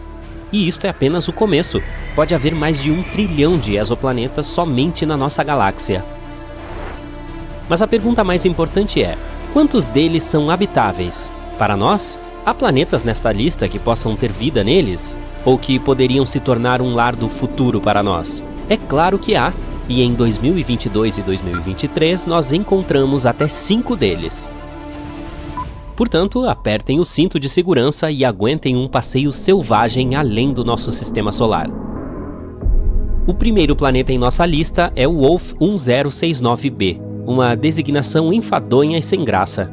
Portanto, vou simplesmente apelidá-lo de Wolfie, porque, ei, quem vai me impedir? A NASA? Um novo estudo conduzido por 50 astrônomos de olho nas estrelas confirmou algo incrível. Este exoplaneta, o Wolf, que está localizado a apenas 31 anos-luz de nós, poderia ser potencialmente um mundo rochoso. Em outras palavras, teoricamente, é um planeta habitável. A equipe por trás da descoberta utilizou uma técnica chamada velocidade radial para detectar o exoplaneta. Esta é uma forma de os cientistas estudarem os movimentos das estrelas e planetas. É como se, ao jogar bola com um amigo, quando ele joga a bola para você, você pudesse vê-la chegando cada vez mais perto. Velocidade radial é tipo isso. Quando um planeta se move em nossa direção, faz com que a estrela que orbita pareça estar chegando mais perto de nós. Quando o planeta está se afastando de nós, também faz com que a estrela pareça mais distante. Os cientistas podem usar estas informações para descobrir o que o planeta está fazendo e qual é o seu tamanho. E foi assim que eles encontraram o Wolf. Estima-se que este exoplaneta seja do tamanho da Terra e cerca de 1 a 3 vezes a massa do nosso planeta. Está orbitando uma estrela anã vermelha que chamarei de Mamãe do Wolf, a Wolf 1069. Mas aqui está a verdadeira reviravolta. Wolf orbita dentro da zona habitável de sua estrela, o que significa que é um candidato primordial para que exista água líquida em sua superfície. Isso é como acertar a loteria exoplanetária. Quem me dera ter um bilhete. O estudo estima que se o Wolf tiver uma atmosfera semelhante à da Terra, as temperaturas poderiam subir até 12 graus Celsius, o que significaria que a água líquida poderia se acumular no lado diurno do planeta. Mas aqui está o senão. O exoplaneta está acoplado por maré com sua estrela, o que significa que o mesmo lado está sempre de frente para a estrela. Imagine só, um lado do planeta está sempre aconchegado no calor de sua estrela, enquanto o outro está na escuridão eterna. Tipo como no ensino médio. Brincadeirinha. A equipe por trás da descoberta acredita que esta é uma ótima candidata para estudos futuros. Mas provavelmente teremos que esperar mais 10 anos por respostas. Até lá, só teremos que continuar a procurar nos céus com nossos telescópios e mantendo os dedos cruzados. O próximo planeta é TOI 700 e, qual seria um bom apelido? A NASA acaba de descobrir um novo planeta que está pronto para tomar a galáxia de assalto, ou deveríamos dizer por órbita. Vou apelidá-lo de Totó. É quase do tamanho da Terra, muito provavelmente tem água líquida em sua superfície e está a apenas 100 anos-luz de distância. Não estamos falando de uma viagem de carro, é claro, mas isso está perto o suficiente no grande esquema das coisas. Totó é o quarto planeta em seu sistema e tem uma órbita um pouco curta, apenas 28 dias para fazer a volta ao redor de sua estrela. Bem, pelo menos você teria um aniversário a cada mês. Ueba! Desta vez, a descoberta foi feita usando o método de trânsito. Os próprios planetas são incrivelmente pequenos e difíceis de detectar, mas quando um planeta está na frente da estrela, ele bloqueia parte da luz que sai dela, fazendo com que pareça um pouco mais escura. Assim que o planeta se afasta, a estrela fica mais brilhante novamente. Portanto, para encontrar o planeta, os cientistas observam com muito cuidado para ver se a luminosidade da estrela muda. Se isso acontecer, significa que provavelmente há um planeta brincando de esconde-esconde conosco. Foi assim que eles descobriram o Totó. A missão TESS o descobriu, totalizando 66 novos exoplanetas e mais 2.100 candidatos esperando para serem confirmados. A TESS tem estado ocupada em criar imagens de 75% do céu. Isso é que chamo de eficiência. Totó está localizado na zona habitável otimista, entre os planetas C e D, mas pode estar acoplado por maré, assim como o Wolf. Portanto, talvez tenhamos que nos contentar com um mundo aquático unilateral. A descoberta do Totó é uma perspectiva promissora para futuras observações de acompanhamento e demonstra o potencial da TESS de encontrar exoplanetas ainda menores no futuro. Quem sabe poderá um dia encontrar um novo lar para a humanidade entre as estrelas, ou pelo menos um novo local de férias. A seguir, temos os gêmeos GJ1002b e GJ1002c. A galáxia acabou de se aproximar um pouco mais de nós com a descoberta de 2 exoplanetas, que eu vou apelidar de João e Maria, que estão a um passo do nosso sistema solar. Isso mesmo, estes 2 planetas semelhantes à Terra estão localizados a menos de 16 anos-luz de distância, o que é apenas um pulinho, um salto em termos de espaço. Para comparação, Próxima Centauri b é o exoplaneta mais próximo com massa tipo A terrestre, a 4,2 anos-luz de distância. Portanto, esses 2 novos vizinhos estão entre os mais próximos de nós. Os 2 orbitam uma estrela anã vermelha com apenas 1/8 da massa do Sol. É bastante fresco e tênue, mas tudo bem, já que ambos os planetas estão muito próximos dele. João leva 10 dias para orbitar sua estrela, enquanto Maria leva um pouco mais de 21 dias. Acho que isso quer dizer ainda mais aniversários. A descoberta foi feita por uma equipe científica internacional e não foi uma pequena proeza. A equipe teve que trabalhar em conjunto com 2 instrumentos, Expresso e Carmenes. O resultado? Um café com leite? Não. O que eles conseguiram foram medidas tão precisas que praticamente se podia contar o número de crateras na superfície dos planetas. O grande achado é que os planetas estão localizados na zona habitável de sua estrela e têm o tamanho certo, o que os torna excelentes candidatos para futuros estudos atmosféricos. O autor principal diz: a natureza parece inclinada a nos mostrar que planetas semelhantes à Terra são muito comuns. Com estes 2, conhecemos agora 7 em sistemas planetários bem próximos ao Sol. Quem diria que nossos vizinhos poderiam ser tão amigáveis? Em conclusão, a descoberta de João e Maria é um salto gigantesco para a humanidade. Então vamos todos levantar um copo de H2O, ou o que quer que bebam em exoplanetas, e celebrar. O último planeta na nossa lista é o LP-890-9C, ao qual chamarei de Bob. Esta superterra, localizada a cerca de 98 anos-luz de distância, é cerca de 40% maior do que nosso planeta natal. Além disso, tem um gêmeo que vou apelidar de Rafa, que é até 75% maior do que a Terra. Mas espaço é sempre bom, né? Os 2 planetas orbitam ao redor da estrela anã vermelha. Infelizmente, o Rafa é bastante quente ao toque, com uma temperatura estimada de 120 graus Celsius. Portanto, não toque.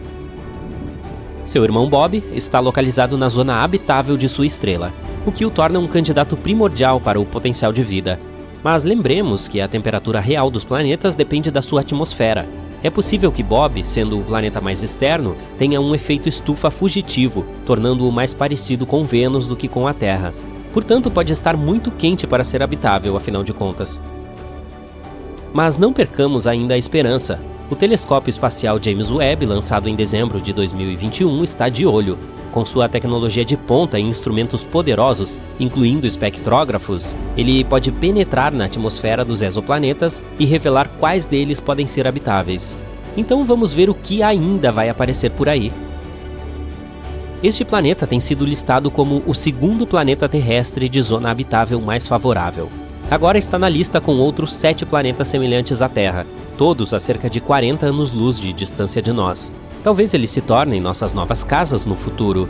Talvez devêssemos consertar o lar que temos. Mas até lá, aproveite este momento e celebre todas essas novas descobertas. Quem sabe quantos mais planetas encontraremos no futuro, considerando a quantidade de tecnologia que se desenvolve a cada ano? Milhares? Milhões? Enquanto isso, Bob e Rafa, João e Maria, Totó, Wolf e sua mãe, todos estarão lá fora, esperando por nós. A busca por ETs começou. Definitivamente está rolando. Com o lançamento bem-sucedido do telescópio James Webb, a busca por planetas semelhantes à Terra tornou-se um fascinante tópico de atenção mundial.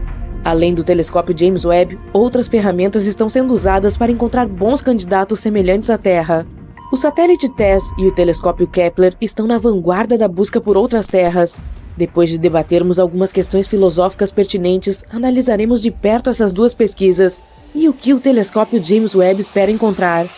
Mas por que estamos procurando planetas semelhantes à Terra? Porque podemos. Incríveis avanços na tecnologia de telescópios terrestres permitiram observações ultra-precisas da luz das estrelas, o que levou à descoberta inicial de exoplanetas.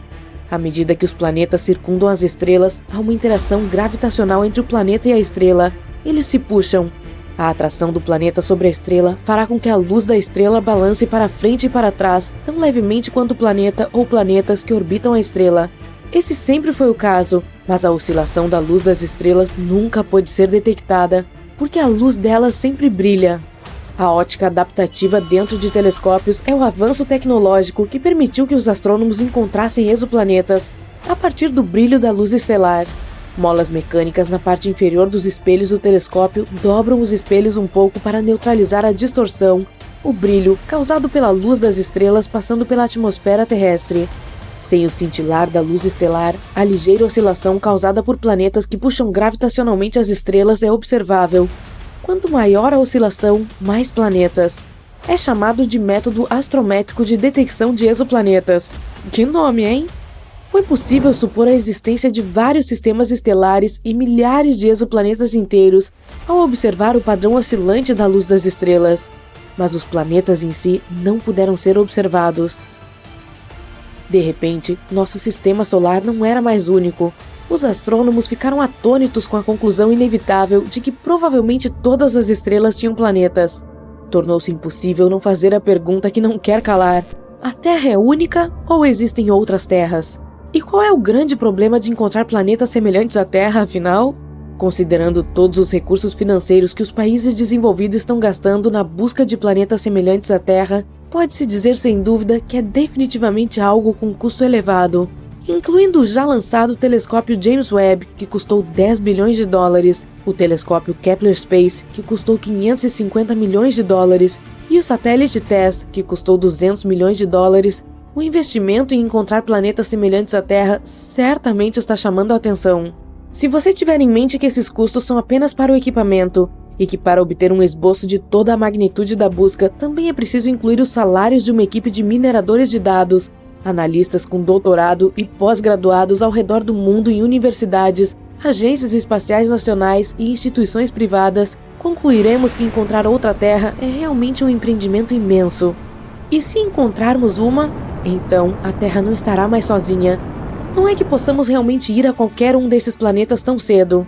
Viagens interestelares exigem alguns avanços em física e tecnologia, e, bem, ainda não chegamos lá.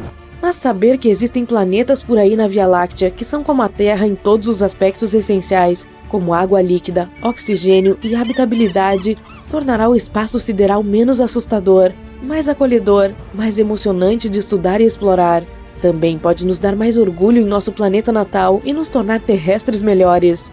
Em uma missão tripla à procura de outras terras, o telescópio Kepler, o satélite TESS e o telescópio James Webb usam abordagens distintas para encontrar exoplanetas. E a sigla TESS nos diz qual é esse método. O T da sigla em inglês significa trânsito, e essa é a chave para toda a busca de exoplanetas. E significa, você adivinhou, exoplanetas, o alvo da excelente investigação em busca de outra Terra. S significa pesquisa, no inglês survey, porque TESS olha para centenas de milhares de estrelas próximas. E o segundo S significa satélite, porque TESS está orbitando a Terra, ao contrário do telescópio espacial James Webb, que orbitará o Sol. Quando um planeta passa na frente de uma estrela, isso é chamado de trânsito. O planeta bloqueará parte da luz proveniente da estrela. Essa diminuição ou escurecimento da estrela pode ser medida. O escurecimento da luz estelar diz muitas coisas sobre o planeta. Sabendo o quão brilhante é a estrela e o quanto a luz da estrela foi escurecida por um trânsito na sua frente, podemos dizer o quão gigante o planeta é ou quão perto ele está. Mas não saberemos qual dos dois. É grande ou está perto, até que a órbita do planeta também seja cronometrada. Isso significa que o nosso satélite TESS deve gravar vídeos de longa duração das estrelas. Vídeos das estrelas! Hollywood vai gostar disso! O satélite TESS não tem um telescópio. Ele usa 4 câmeras CCD para transmitir vídeos ao vivo de longa duração do maior número possível de estrelas, centenas de milhares delas. E por que tantas? Porque para que o trânsito de um planeta seja observado, ele deve passar diretamente entre as câmeras do satélite TESS e a estrela. Se um planeta não estiver no ângulo exato da linha de visão entre a estrela e a câmera do TESS, ele não poderá ser visto, pois não alterará a luz estelar. Trânsitos planetários são raros. Por exemplo, Vênus passa pela visão da Terra sobre o Sol apenas uma vez a cada 2 centenas de anos. No entanto, as câmeras do TESS estão vendo muitos trânsitos planetários entre as centenas de milhares de estrelas, dos quais são necessários streamings de vídeos de longa duração. E você sabe o que isso significa? Isso quer dizer que deve haver centenas ou milhares de vezes mais planetas do que os observados pelo método de trânsito. É, portanto, uma conclusão inevitável que toda estrela tem planetas. Planetas estão por toda parte. E agora, o telescópio espacial James Webb, com seu espelho gigante de 6,5 metros de largura, está entrando na busca. É uma maravilha tecnológica, uma maravilha do mundo moderno, um milagre da engenharia avançada. As expectativas são muito altas, mas quanto mais alto, maior a queda. E algumas coisas ainda podem dar errado antes que o telescópio espacial James Webb entregue as suas primeiras fotos. Depois que o telescópio espacial Hubble, por exemplo, foi lançado em 1990, uma missão de reparo teve que ser lançada em 1993. O espelho no Hubble não foi muito bem inspecionado, e suas fotos estavam fora de foco. Astronautas tiveram que subir e executar uma caminhada espacial espetacular para consertar o espelho. Após a correção, as fotos que o Hubble enviou de volta eram mais precisas do que conforme o projeto. Foi assim que um modelo melhorado surgiu. Isso não pode acontecer com o telescópio James Webb. O telescópio espacial Hubble orbita a Terra e é acessível aos astronautas. O telescópio James Webb orbita o Sol e está bem além da Lua, fora do alcance dos astronautas porque não há naves espaciais equipadas para carregá-los até lá. Não pode ser corrigido manualmente se algo der errado. Somando-se aos desafios, o telescópio espacial James Webb possui apenas uma câmera a bordo para inspecionar qualquer dano que possa sofrer ou mau funcionamento mecânico que possa se desenvolver no ambiente hostil do espaço interplanetário. Quaisquer correções remotas precisarão ser feitas às cegas a partir da Terra. O telescópio espacial James Webb agora está totalmente implantado.